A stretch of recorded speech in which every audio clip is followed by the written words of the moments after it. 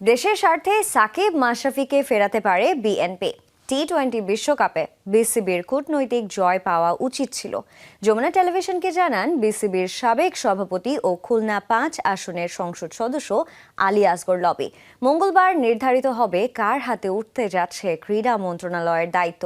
Lobby জানালেন তারেক রহমান চাইলে ক্রীড়ামন্ত্রী হতে আপত্তি নেই তার।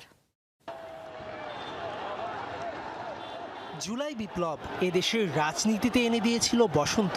এর আগে সাকিব মাশরাফিদের মতো দেশের ইতিহাসের সবচেয়ে বড় তারকাদের হতে হয়েছে বেদনায় নীলকণ্ঠ, যার রেশ ছিল অন্তর্বর্তী সরকারের সময়ও। তবে বিএনপির সরকার গঠনের ম্যান্ডেট পাওয়ার পর ক্রীড়াঙ্গন নিয়ে তৈরি হচ্ছে নতুন স্বপ্ন।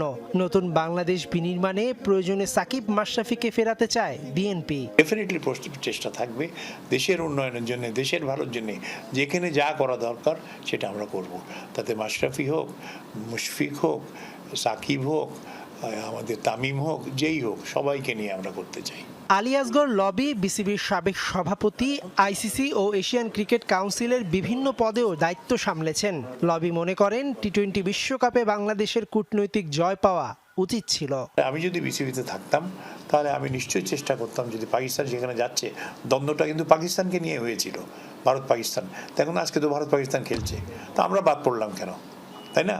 তো আমাদের তো ডেফিনেটলি উচিত ছিল আমাদের সেখানে, যদি পাকিস্তানে দ্বন্দ্ব করে তারপরেও তারা যে খেলতে পারে, তো আমরা সেখানে যেতে পারবো না কেন? এটা তো আমাদের জন্য অনেক বড় ভুল হয়েছে।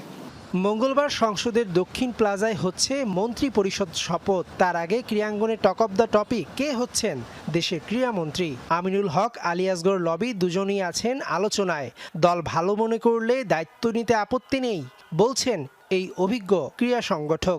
আমি যেখানেই আমাকে দেবে, আমাদের চেয়ারম্যান সাহেব উনি দলের প্রধান, উনি প্রধানমন্ত্রী হবেন ইনশাল্লাহ মঙ্গলবারে।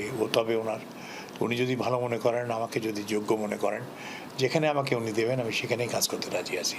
বিসিবি নির্বাচন নিয়ে নানা মহল প্রশ্ন তুললেও ঘোরতর কোনো অভিযোগ নেই সাবেক এই সভাপতির। আমি যে এর মধ্যে দেখি, যদি কোনো কিছু ভালো হয় তো নিশ্চয়ই রাখবো, খারাপ হলে আমার মনে হয় তখন সেটা দেখা যাবে। মেহেদী নাইম।